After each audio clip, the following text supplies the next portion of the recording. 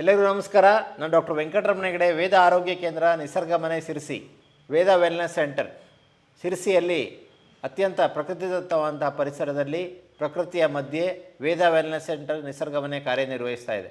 ಈ ಒಂದು ಆಸ್ಪತ್ರೆಯ ವಿಶೇಷ ವಿಭಾಗ ಅಂದರೆ ಅದು ಕರುಳು. ಈ ಕರುಳಿನ ತೊಂದರೆಗಳನ್ನು ಕಡಿಮೆ ಮಾಡುವಂತಹ ವಿಶೇಷವಾದಂಥ ಒಬ್ಬ ವೈದ್ಯ ವಿಜ್ಞಾನಿ, ಸ್ಪೆಷಲ್ ಡಾಕ್ಟ್ರು ನಮಗೆ ಸಿಕ್ಕಿದ್ದಾರೆ, ಡಾಕ್ಟರ್ ವಿಷ್ಣು ಅವರು. ಡಾಕ್ಟರ್ ವಿಷ್ಣು ಅವರು ಅನೇಕ ಗಟ್ ರಿಲೇಟೆಡ್ ಡಿಸಾರ್ಡರ್ಸ್, ಅದು ಗ್ಯಾಸ್ಟ್ರಿಕ್ ಇರ್ಬೋದು, ಥೈರಾಯ್ಡ್ ಸಮಸ್ಯೆಗಳಿರ್ಬೋದು, ಅಥವಾ ಅಲ್ಸರ್ಟಿಕ್ ಕೊಲೈಟಿಸ್ ಇರ್ಬೋದು, ಕ್ರೋನ್ಸ್ ಡಿಸೀಸ್ ಇರ್ಬೋದು, ಕಷ್ಟಕರವಾದಂತಹ ತೊಂದರೆಗಳಿಗೆ ಬೆಸ್ಟ್ ರಿಸಲ್ಟ್ಸನ್ನು ಕೊಡ್ತಾ ಇದ್ದಾರೆ ಆತ್ಮೀಯರೇ. ಇವತ್ತು ಡಾಕ್ಟರ್ ವಿಷ್ಣು ಅವರನ್ನು ಸ್ವಾಗತಿಸೋಣ. ಡಾಕ್ಟರ್ ವಿಷ್ಣು ಅವರಿಗೆ ಸ್ವಾಗತ. ಸೊ ಡಾಕ್ಟರ್ ವಿಷ್ಣು ಅವರು ಇವತ್ತು ನಮಗೆ ಮೇನಾಗಿ ಈ ಎಸಿಡಿಟಿಯಲ್ಲಿ ಎರಡು ವಿಧ ಇದೆ. ಒಂದು ಹೆಚ್ಚಾದಂಥ ಹೈಪರ್ ಎಸಿಡಿಟಿ, ಇನ್ನೊಂದು ಹೈಪೋ ಎಸಿಡಿಟಿ. ಸೊ ಎರಡಕ್ಕೂ ಒಂದು ಮುಖ್ಯವಾದ ಕಾರಣ ಅಂದರೆ ಅದು ಒಂದು ಕೆಟ್ಟ ಬ್ಯಾಕ್ಟೀರಿಯಾ. ಈ ಹೈಪೋ ಎಸಿಡಿಟಿ ಅಂದರೆ ಏನು, ಅದಕ್ಕೆ ನಾವು ಏನು ಮಾಡಬೇಕು, ಅದರ ಗುಣಲಕ್ಷಣಗಳೇನು, ಅದನ್ನು ಕಂಡುಹಿಡಿಯೋದು ಹೇಗೆ, ಅದರ ವೈಜ್ಞಾನಿಕ ವಿವರಣೆ ಏನು, ಇದನ್ನೆಲ್ಲ ತಿಳಿಸ್ಕೊಳ್ಳಿಕ್ಕೆ ವಿಷ್ಣು ಅವರು ಇದ್ದಾರೆ. ಡಾಕ್ಟರ್ ವಿಷ್ಣು ಅವರೇ, ಹೈಪೋ ಎಸಿಡಿಟಿ ಏನಿದು ಕತೆ? So sir, this is one of the most highly underdiagnosed condition among this acid peptic disorder, because most of the people still thinks that whenever they get an acidity attack or chest burn or gas issue, immediately they go and take an antacid tablet, because most of them still feels it's about high acid in the gut. But actually not They all feel the, that it is a acid has gone high, more in the gut, but actually it is not all the cases fits into hyperacidity.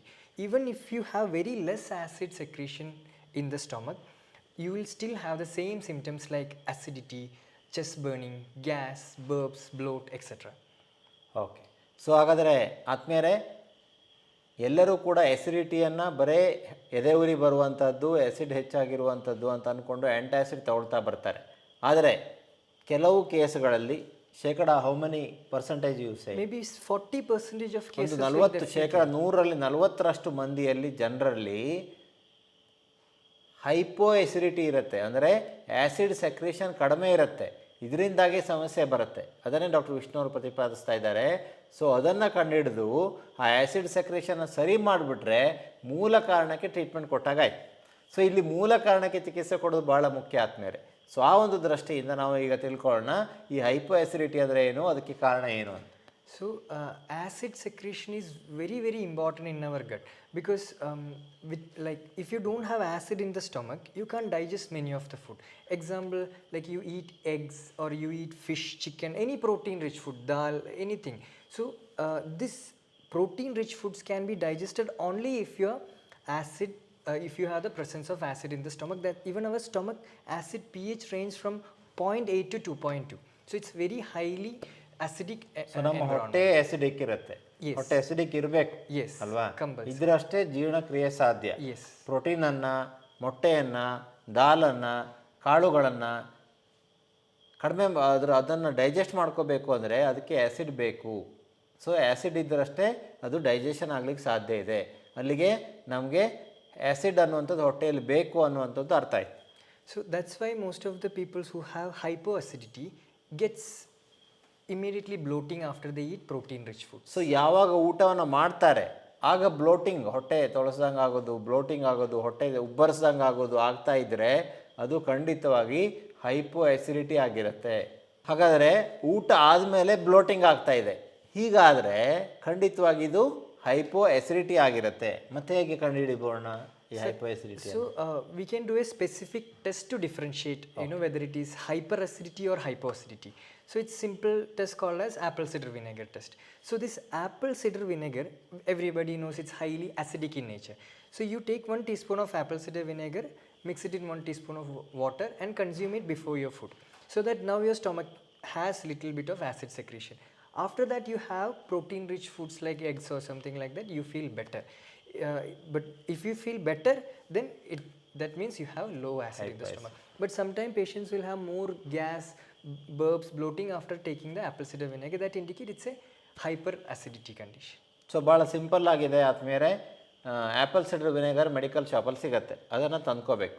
So 1 glass ನೀರಿಗೆ ಅಥವಾ ಅರ್ಧ glass ನೀರಿಗೆ 1 spoon apple cider ವಿನೆಗರ್ನ ಹಾಕಿ ಆಹಾರಕ್ಕಿಂತ 10 ನಿಮಿಷ ಕುಡಿಯೋದು, ಆಹಾರಕ್ಕಿಂತ 10 ನಿಮಿಷ ಮುಂಚೆ ಕುಡಿಯೋದು, ಕುಡಿದು ಆಹಾರವನ್ನು ಸೇವಿಸೋದು. ಸೊ ನಿಮಗೆ ಕಂಫರ್ಟಬಲ್ ಆಗಿದೆ ಅಂದರೆ ಅದು ಖಂಡಿತವಾಗಿ ಹೈಪೋ ಎಸಿಡಿಟಿ ಆಗಿರುತ್ತೆ. ಅದು ಕಂಫರ್ಟಬಲ್ ಆಗಿಲ್ಲ, ನಿಮಗೆ ಮತ್ತೆ ಬ್ಲೋಟಿಂಗ್ ಆಗ್ತಾಯಿದೆ, ಎಸಿಡಿಟಿ ಅನ್ನಿಸ್ತಾ ಇದೆ ಅಂದರೆ ಅದು ಹೈಪರ್ ಎಸಿಡಿಟಿ. ಸೊ ಒಂದು ಈ ಸಿಂಪಲ್ ಟೆಸ್ಟಿಂದ ನಮಗೆ ಗೊತ್ತಾಗುತ್ತೆ ಹೈಪೋ ಎಸಿಡಿಟಿಯಾ ನಮಗಿರೋದು ಹೈಪರ್ ಎಸಿಡಿಟಿಯಾ ಅಂತ. ಸೊ ಆ್ಯಪಲ್ ಸಿಡರ್ ವಿನೆಗರ್ ಎಲ್ಲ ಊರಿನಲ್ಲೂ ಎಲ್ಲ ಮೆಡಿಕಲ್ ಶಾಪಲ್ಲೂ ಸಿಗುತ್ತೆ. ತಂದು ಪ್ರಯೋಗ ಮಾಡಿ ನೋಡಿ, ಫಸ್ಟು ಕಂಡುಹಿಡೀರಿ ನಿಮಗಿರೋದು ಹೈಪೋ ಎಸಿಡಿಟಿನ ಹೈಪರ್ ಎಸಿಡಿಟಿನ ಅಂತ. And one more, we can correlate the same thing with some blood test and confirm whether it is hypo or hyper. So vitamin B12. So vitamin B12 tend to be always very low in patients who have hypoacidity because so hypoacidity ಇದ್ದಂಥವ್ರಲ್ಲಿ vitamin B12 ತುಂಬ ಕಡಿಮೆ ಇದೆ. yes, because without acid you can't absorb vitamin B12 okay okay. Acid ಜಾಸ್ತಿ ಹೊಟ್ಟೆಯಲ್ಲಿ ಇಲ್ಲ ಅಂದರೆ vitamin B12 absorb ಆಗೋದಿಲ್ಲ. ಹಾಗಾಗಿ ವಿಟಮಿನ್ B12 ಕಡಿಮೆ ಇದ್ದವರಲ್ಲಿ ಹೈಪೋ ಎಸಿಡಿಟಿ ಇರುತ್ತೆ, ಹೈಪೋ ಎಸಿಡಿಟಿ ಇದ್ದವರಲ್ಲಿ ವಿಟಮಿನ್ B12 ಕಡಿಮೆ ಇರುತ್ತೆ. And one more test, sir, HCl, chloride. You can check your serum chloride because stomach acid is called as HCl. So total chloride levels will be also very low in so ಇನ್ನೊಂದು ಸೀಕ್ರೆಟನ್ನು ವಿಷ್ಣು ಅವರು ಹೇಳ್ತಾ ಇದ್ದಾರೆ, ನೀವು ಸೀರಮಲ್ಲಿ blood ಸೀರಮಲ್ಲಿ chloride ಲೆವೆಲ್ನ HClನ check ಮಾಡಬೇಕು. So ಅದು ಒಂದು ವೇಳೆ ಕಡಿಮೆ ಇದ್ದರೆ ಅದು ಹೈಪೋ ಎಸಿಡಿಟಿ, ಜಾಸ್ತಿ ಇದ್ದರೆ hyper acidity. Okay. So next is like, you know, there are some major causes why people get hypoacidity. So ಈಗ ನಾವು ಬರೋಣ ಇದಕ್ಕೆ ಕಾರಣಗಳು ಯಾವುದು ಅಂತ. Okay. So first important reason is a bacteria called as H. pylori. Okay. But sometimes this H. pylori can cause hyperacidity and hypoacidity as well. So so ಈ H. ಪೈಲೋರಿಯ ಗುಣ ಹೇಗೆ ಅಂದರೆ ಅದು ಹೈಪರು ಮಾಡುತ್ತೆ ಹೈಪರು ಮಾಡುತ್ತೆ, ಎರಡೂ ಥರದ ತೊಂದರೆಯನ್ನು ಉಂಟು ಮಾಡುವಂತಹ ಒಂದು ವಿಶೇಷವಾದಂತಹ ಒಂದು ಶಕ್ತಿ ಅದಕ್ಕಿದೆ. yeah, so it depends on the area where it affects. If it affects somewhere in the body side, middle part of the stomach, then generally they tend to get hypoacidity. Okay. If it affect the lower part, like what we call, you know, pylorus or andrum, then it tend to be hyperacidity. So we can understand if you see the endoscopy reports, like we will be able to rule it out which type of, you know, may not be completely, but we will be, you know, still able to rule out what type of acidity they. So ಅದು ಯಾವ ಹೊಟ್ಟೆಯ ಯಾವ ಭಾಗದಲ್ಲಿ ಈ H. Pylori ಜಾಸ್ತಿ ಸಂಗ್ರಹ ಆಗಿದೆ ಅನ್ನೋದ್ರ ಮೇಲೆ ಅದು ಹೈಪರ್ ಮಾಡುತ್ತಾ ಹೈಪೋ ಮಾಡುತ್ತಾ ಎಸಿಡಿಟಿಯನ್ನು ಅನ್ನೋದನ್ನು ನಾವು ಗೊತ್ತು ಮಾಡ್ಬೋದು. ಸೊ ಎಂಡೋಸ್ಕೋಪಿ ರಿಪೋರ್ಟ್ ನೋಡಿಯೂ ಕೂಡ ಸಮ್ಟೈಮ್ ನಮಗೆ ಕಂಡುಹಿಡಲಿಕ್ಕೆ ಸಾಧ್ಯ. So treating H. pylori bacteria is the most important. So if you treat the H. pylori completely, then it's not going to cause no more acid secretion problem. Then you are permanently, you know, cured from that. Okay. H. ಪೈಲೋರಿಯನ್ನು ಚಿಕಿತ್ಸೆಗೊಳಪಡಿಸುವುದು ಇಲ್ಲಿ ಭಾಳ ಮುಖ್ಯ. H. ಪೈಲೋರಿಗೆ treatment ಕೊಡೋದು ಭಾಳ ಮುಖ್ಯ. So ಏನು ಹೇಳ್ತಾರೆ H. ಪೈಲೋರಿಗೆ ಯಾವ ಥರ So treatment? one of the gold standard treatment for H. pylori is black cumin. So you can consume more amount of black cumin in the diet, which really helps to treat the H. pylori. ಕರಿ ಜೀರಿಗೆ ಅಂತ ನಾವೇನು ಹೇಳ್ತೇವೆ, ಕಪ್ಪು ಜೀರಿಗೆ ಅಂತ ಹೇಳ್ತೇವೆ, ಅದು ಬಹಳ ಬಹಳ ಒಳ್ಳೆಯದು. ಕಪ್ಪು ಜೀರಿಗೆಯನ್ನು ಪುಡಿ ಮಾಡಿ ನೀವು ಜೇನುತುಪ್ಪದೊಂದಿಗೆ ತೆಗೆದುಕೊಂಡ್ರೆ, Especially Manuka honey. There is a special type of honey available called as Manuka honey. ಏನು Manuka, MANUKA.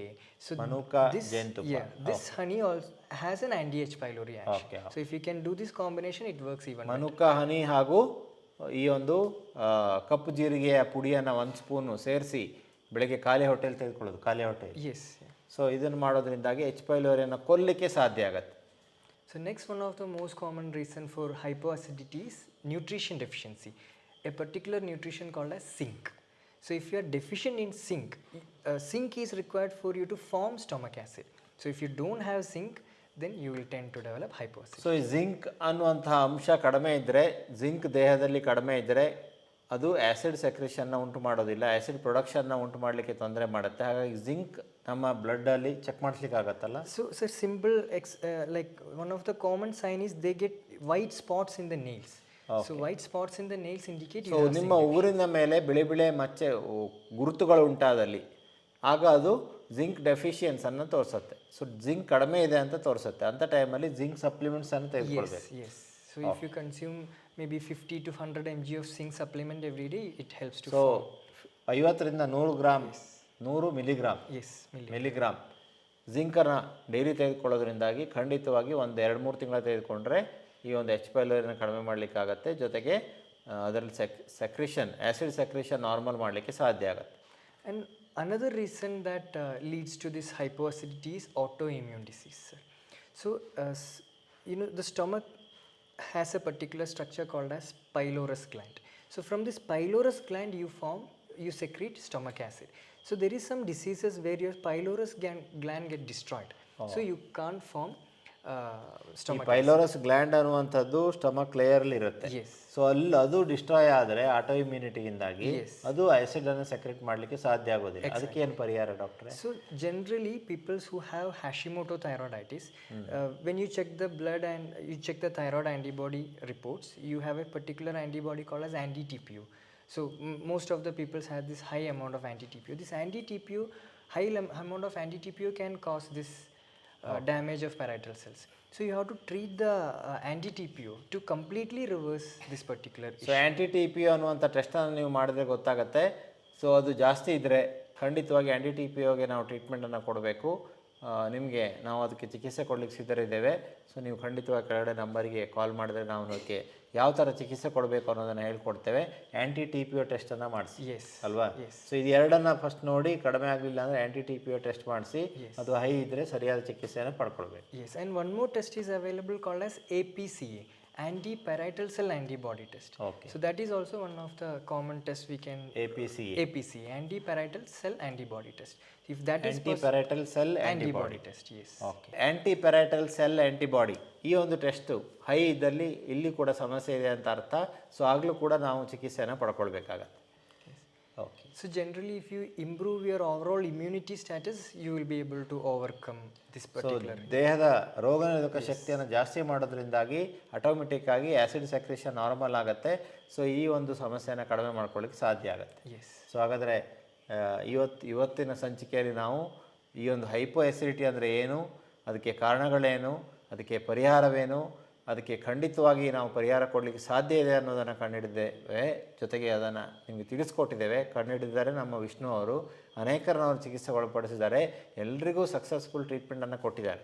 ಸೊ ಹಾಗಾಗಿ ಖಂಡಿತವಾಗಿ ನಿಮಗೆ ಹೈಪೋ ಆಸಿಡಿಟಿ ಇದ್ದರೆ ಈ ಒಂದು ಉಪಾಯವನ್ನು ಮಾಡಿ ನೋಡಿ. ಫಸ್ಟ್ ಹೈಪೋ ಆಸಿಡಿಟಿ ಇದೆಯಾ ಅಂತ ಕಂಡುಹಿಡೀರಿ, ಆಮೇಲೆ ನೀವು ನಮ್ಮನ್ನು ಕಾಂಟ್ಯಾಕ್ಟ್ ಮಾಡ್ಬೋದು ಅನ್ನುವಂಥ ಮಾತನ್ನು ಹೇಳ್ತಾ ಈ ವಿಡಿಯೋನ ಬೇರೆಯವ್ರಿಗೆ ಶೇರ್ ಮಾಡಿಕೊಳ್ಳಿ. ಜೊತೆಗೆ ನಮ್ಮ ಯೂಟ್ಯೂಬ್ ಚಾನಲ್ ಸಬ್ಸ್ಕ್ರೈಬ್ ಮಾಡಿ, ಬೆಲ್ ಐಕಾನ್ ಒತ್ತಿ. ಡಾಕ್ಟರ್ ವಿಷ್ಣು ಅವರಿಗೂ ಧನ್ಯವಾದಗಳು, ವೀಕ್ಷಕರಿಗೂ ಧನ್ಯವಾದಗಳು.